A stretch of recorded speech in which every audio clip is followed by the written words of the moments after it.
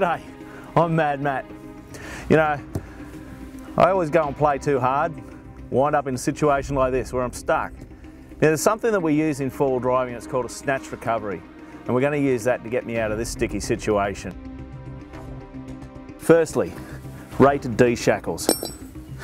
They've got a marking on them, safe working load. This is a snatch strap. It's like a big rubber band. What it's going to do, from the tow vehicle, it's going to store up kinetic energy, and then when it gets to a certain stretch point, it's going to contract back together really rapidly, and it gives the effect of sort of launching the stuck vehicle out of the bog hole. We'll pull this pin out here, take that out of the receiver, get that back through the strap, put the R clip back in there. Alright, so now the snatch strap is fitted into the receiver. See this edge here? It's kind of sharp. If ever you're snatching on an angle across like that, this wouldn't be a suitable recovery point. The reason being that edge could cut your strap and then it would fail. You can get other receivers that slide into here, the pin goes through those receivers, and then you've got a D shackle on the end here, and you fasten your strap to the D shackle. That would be that's pretty much the ultimate in recovery points for the rear of your vehicle. This is an air damper. When we're doing the recovery, we're going to put this over the snatch strap. Now you always put these in about the middle third of the strap. Way to do it, lay it down flat like that, put the strap through there, these nice Velcro flaps hold it all together. Alright, so if this breaks, that's got weight in it, and that'll just pull it to the ground like that, and it just keeps everything safe. What we're doing now is a really dangerous procedure. You can have recovery points break, I'll show you more about those in a minute, snatch straps break, and you can damage your vehicle. There's pictures on the internet of D shackles going through spare tyres, going through windscreens, through headrests. People have been killed because of this sort of equipment breaking and failing. So the air damper is a safety feature for that. The next thing I'm going to use is my brand new, this is a tree trunk protector. You can also use these as a bridle. What it's going to do, the two ends, I'm going to hook them onto my two recovery points on the front of my vehicle, and then that's going to allow us to have a central point there. What the safety point of this is, I'm recovering off both my recovery points, not just one. On my recovery points, there used to be these little metal flaps that came down to the back of the hook, and they held the strap onto the hook. Excellent little device. Trouble is, I go 4-wheel driving so often, I knock them off continually. I can't keep them up to the vehicle. So what I do, a little bit of good old electrical tape. All that is to do is simply hold that on the hook.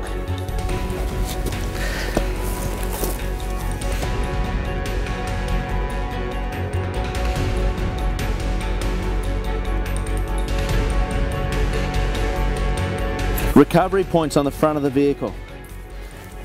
They're not the vehicle tie down points that are used when the vehicle's transported on the ship when it's brand new, all of that.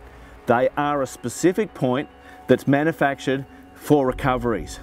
They'll use high tensile bolts, and they'll be mounted directly to the chassis or somewhere similar like that. Okay, I recommend you always get somebody who's an expert in your area to advise you on the correct recovery points for your vehicle and how to use them. Okay, just bear in mind, they're not the vehicle tie down points. They're not those little hooks that are under the car, you know, less than the size of your pinky. Alright, so just bear that in mind, and we're about ready to give this a go. The other thing with all of this, when you're doing a recovery, the driver of the vehicle that is stuck, so in this case it's me, he is in charge of the recovery. He can delegate to someone he feels has more authority. If we do it that way each time, we'll ensure that the recovery is managed. There's one boss. So I'm in charge of this recovery situation. I'm going to use the UHF radio to communicate with the patrol in front of me that's actually snatching me out. Just before the strap starts getting tight, I'm going to let the clutch out and start to drive. Okay, Peter, you ready to go? I'm ready to go. Okay, let's go. I'm going to use first gear, low range in this situation, and the Patrol is going to use second gear, low range, because the idea is here that he's going to get momentum and a bit of speed, not too much, just a bit, so that we can build that kinetic energy up in the strap before the strap pulls back together and snatches me up out of this situation. Really important. Keep the kids, the wife and your friends out of the area. Not in the cars. Get them well out of the reach of the strap. Anything that breaks can't get near them. Oftentimes it's best they go way up in front, way out to side. In this situation, to go up in the hill behind me here. But do not have people in the area near the recovery. There should be 2 drivers and a spotter who's way off there in the distance who can just make sure that everything's safe. Okay, Pete, that'll do, mate. Now, in a recovery situation, can I ask, please do it safely. When you get stuck, think about and assess the situation you're in really carefully, then take a cool, calm, collected approach to the problem. That way, everybody gets to go home after a great day's play. Nobody's got hurt. I'm Bad Matt. Stay safe on the trails. Okay, so I'm driving, and there goes the strap.